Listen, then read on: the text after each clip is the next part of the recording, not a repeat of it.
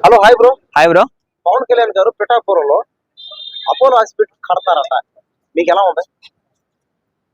పవన్ కళ్యాణ్ గారే ముందు నుంచే చెప్పారు, నేను గెలిచినా గెలవకపోయినా పిఠాపురాన్ని ఇంకో స్టేజ్ కి తీసుకెళ్తా అని చెప్పేసి ఆయన మాటల్లో ఆయన చెప్పారు.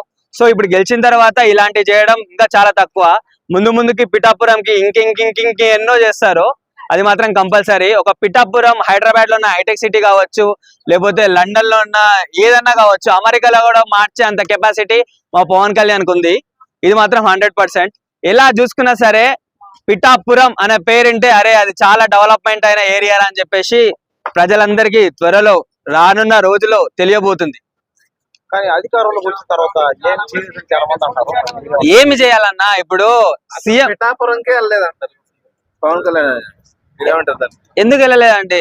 వెళ్ళినా వెళ్ళకపోయినా డెవలప్ చేసేంత కెపాసిటీ ఉంది. పిఠాపురంలో ఆల్రెడీ జనసేన కార్యకర్తలు ఉన్నారన్న, వాళ్ళు చూసుకుంటారు. పవన్ కళ్యాణే చెప్పేది, పవన్ కళ్యాణ్ చేసేది ఎట్లా ఒక్క పవన్ కళ్యాణ్ మీరు చూడొచ్చు. ప్రతి జనసేన నాయకుడిలో ఒక పవన్ కళ్యాణ్ మనం కంపల్సరీ చూడొచ్చు. అర్థమవుతుందా?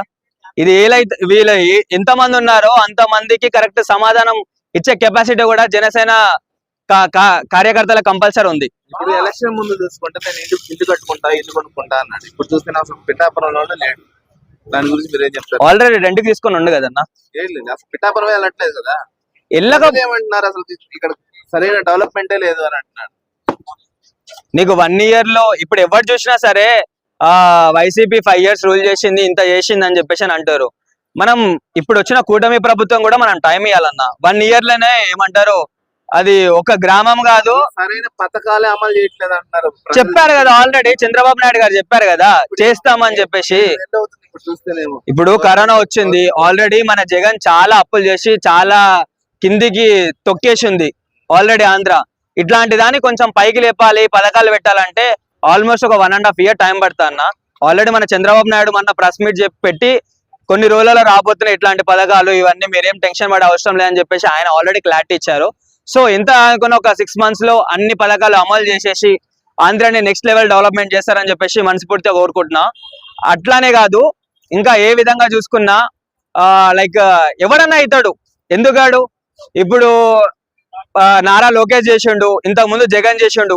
ఎవడన్నా పాదయాత్ర చేస్తాడు, గెలవక ముందు చేస్తాడు. గెలిచిన తర్వాత ఎవడు పాదయాత్ర చేయడు. గెలిచిన తర్వాత పాదయాత్ర చేసేవాడు అసలైన నాయకుడు.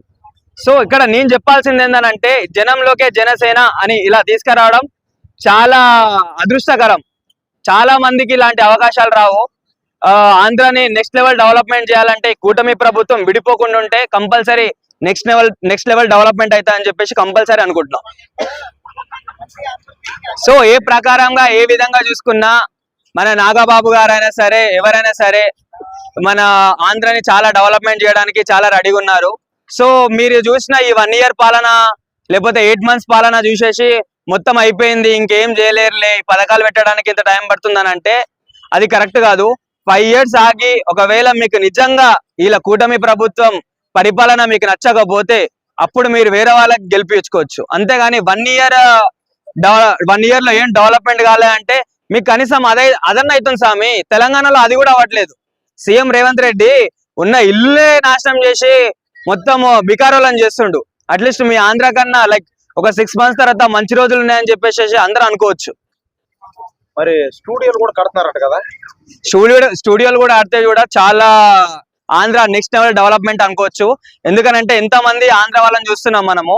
అక్కడ నుంచి వచ్చి మన తెలంగాణలో లైక్ రూమ్ తీసుకొని లేకపోతే బ్యాచిలర్ గా ఉండి ఎట్లనైనా సరే ఒక ఆర్టిస్ట్ కావాలి, ఒక డైరెక్షన్ డిపార్ట్మెంట్ కి వెళ్ళాలి, ఒక అసిస్టెంట్ డైరెక్టర్ కావాలి అని చాలా ఎక్స్పెక్టేషన్స్ పెట్టుకొని ఇలా వస్తున్నారు ఇక్కడికి.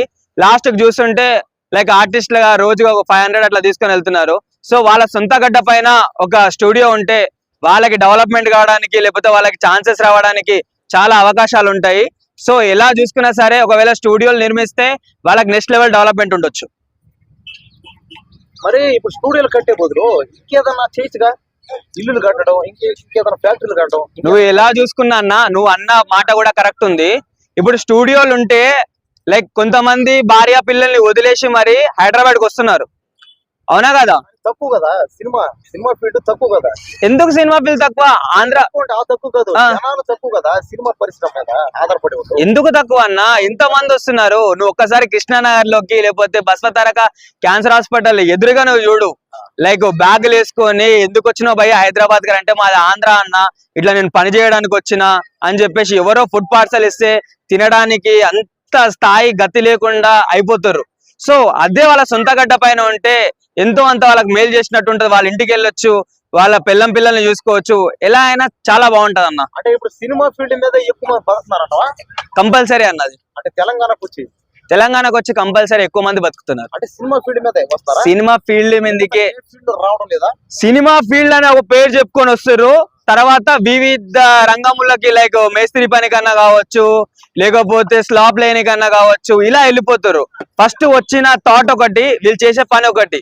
సో వీళ్ళు ఏదో పెద్ద ఎయిట్లకు వచ్చేసి ఇట్లా చేసినామని చెప్పేసి అందరి ముందర హెచ్చడిగా ఉంటది అని చెప్పేసి కొంతమంది వేరే పని చేస్తున్నా సరే, వాళ్ళకి తిననీక తిండి లేకపోయినా సరే, నేను రోజు షూటింగ్ వెళ్తున్నా, షూటింగ్ లో వర్క్ చేస్తున్నా, అఖండ చేస్తున్నా, లేకపోతే మన ప్రభాస్ సినిమాలో చేస్తున్నా అని చెప్పేసి ఇలాంటి అబద్ధాల మాటలు నేర్చుకోవడం చాలా ఎక్కువైంది. సో వాళ్ళ సొంత గడ్డ పైన ఉంటే వాళ్ళకు ఒక క్లారిటీ ఉంటది, వాళ్ళ ఇంటికి దగ్గర ఉంటది, లేక ఆంధ్ర కూడా ఒక నెక్స్ట్ లెవెల్ డెవలప్మెంట్ అవుతుంది అని చెప్పేసి నాకు అనిపిస్తుంది. అది కాదు భయ్, సినిమా ఫీల్డ్ బదులు ఇంకేదైనా కొత్త పథకాలు పెట్టి, ఇప్పుడు ఏపీలోనే ఇంకేదైనా కొత్త పథకాలు పెట్టి ఏదైనా పేదవాళ్ళు ఏదైనా బాగుపడతారు చెప్పడం.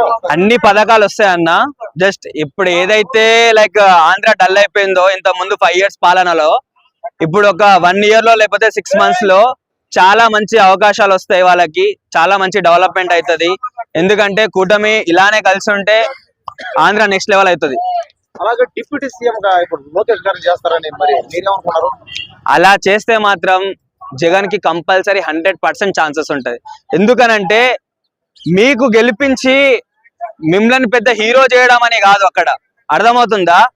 మీకు ఎలా అయినా సరే ఇప్పుడు మీరు కూటమిని గెలిపించుకోర్రు, ఎవరు గెలిపించుకోర్రు? మీ ఎమ్మెల్యేలు వీళ్ళు గెలిపించుకోలే కదా, ప్రజలు గెలిపించుకోర్రు. సో వాళ్ళకి కరెక్ట్ మీరు న్యాయం చేయాలంటే మీ కూటమి అనేది కంపల్సరీ విడిపోవద్దు. ఒకవేళ విడిపోతే మీ అంత చెత్త పార్టీ ఉండదు. ఇంకా మీకు ఇప్పుడు చెప్తున్నా కదా, ఇంకా 5 to 10 years లో మీరు అసలుకే కనిపించారు ఇంకా. ఎందుకనంటే జగన్ పాలనలో వాళ్ళు విసిగిపోయి మీకు ఓటేశారు కాబట్టి వాళ్ళ ఓటుకి కరెక్ట్ వాల్యూ ఇవ్వాలంటే మీ కూటమి అనేది కలిసి ఉండాలి. మీ ఎమ్మెల్యేలు మీరు డిసైడ్ చేసే సీఎంలు డిప్యూటీ సీఎంలు అయితే అవ్వరు కదా. సో ఇక్కడ చెప్పేది ఏంటంటే నారా లోకేష్ కి ఇవ్వచ్చు, ఇంకా 5 years తర్వాత డిప్యూటీ సీఎం లా ఇవ్వండి, తర్వాత మన డిప్యూటీ సీఎం ని పవన్ కళ్యాణ్ సీఎం చేసుకోండి, మీ ఆంధ్రాకే నెక్స్ట్ లెవెల్ డెవలప్మెంట్ ఉంటది. అంతేగాని ఇప్పుడు ఒక 1 year లోనో మీరు అదైతుంది ఇదైతుంది అని చెప్పేసి ప్రజలని మొత్తము రోడ్డు మీదకి బజార్కి ఇడ్చొద్దు. ఇది కంపల్సరీ చెప్తున్నా, కూటమి అనేది కలిసి ఉండాలి, కలిసి ఉంటేనే ఆంధ్ర డెవలప్మెంట్ అవుతుంది. లేకపోతే ఇంకో సౌత్ కొరియా ఇంకో అలా అయిపోతుంది, చాలా డల్ అయిపోతుంది. అంటే ఇప్పుడు పవన్ కళ్యాణ్ గారు లేనిదే ఆ పార్టీ, పవన్ కళ్యాణ్ లేనిదే కాదు, అక్కడ చంద్రబాబు నాయుడు సీనియర్ ఎక్స్పెక్ట్ కూడా ఉండో సీఎం లో. ఎందుకంటే ఆంధ్ర తెలంగాణ డివైడ్ కాకముందు కూడా మనోడు ఏమేం చేయాలో, లైక్ ఎట్లా డెవలప్మెంట్ చేయాలో, ఎందుకు హైటెక్ సిటీని డెవలప్మెంట్ చేసింది మన నారా చంద్రబాబు నాయుడు. సో ఇలాంటి వాళ్ళ కింద మన పవన్ కళ్యాణ్ ఒక 5 years వాళ్ళ కింద ఉండి ఒక ఎక్స్పీరియన్స్ తోని నేర్చుకుంటే కంపల్సరీ ఒక నెక్స్ట్ లెవెల్ వెళ్ళిపోవచ్చు పవన్ కళ్యాణ్ కూడా. సో ప్రతి ఒక్క టీడీపీ ఎమ్మెల్యేకి చెప్పాల్సింది ఏంటంటే, మీరు మీ ఇంట్లో వాళ్ళని లేకపోతే మీ పార్టీ వాళ్ళని లేపుకోకుండా జనంలోకి వెళ్ళి బాధలు ఏందో చూడండి. మీ కార్యాలయంలో చూసుకొని మీ పార్టీ ఆఫీస్ లో కూర్చొని మనోని డిప్యూటీ సీఎం ని చేద్దామనంటే ఆల్రెడీ చంద్రబాబు నాయుడు ఉన్నాడు కదా టీడీపీ ప్రకారము. మరి ఎందుకు జనసేన ఎందుకు రావాలి? పనికి రాకుండా రావాలా? లేకపోతే జనసేన అభిమానులు ఏమన్నా పిచ్చోలా? ఏ విధంగా చూసుకున్నా మీరు మాట్లాడేది, మీరు ఏదో కాంట్రవర్సీ చేద్దామని చూస్తున్నారు, కానీ కాంట్రవర్సీ చేస్తే పవన్ కళ్యాణ్ పక్కకి వెళ్ళిపోతాడు, టీడీపీ మొత్తం రూల్ చేస్తా అని చెప్పేసి మీరు అనుకుంటారు, కానీ అదేం జరగదు. మీరు ఇలా చేస్తే జగన్ కి ఇంకో నెక్స్ట్ ఛాన్స్ ఇచ్చే కంపల్సరీ ఛాన్స్ ఉంటది. అంతకు మించి మీ టీడీపీ కూడా చాలా సీట్లు కోల్పోయే అవకాశాలు కూడా ఉంటాయి. ఇంతకు మించి ఏం లేదు. Thank you for giving this great opportunity.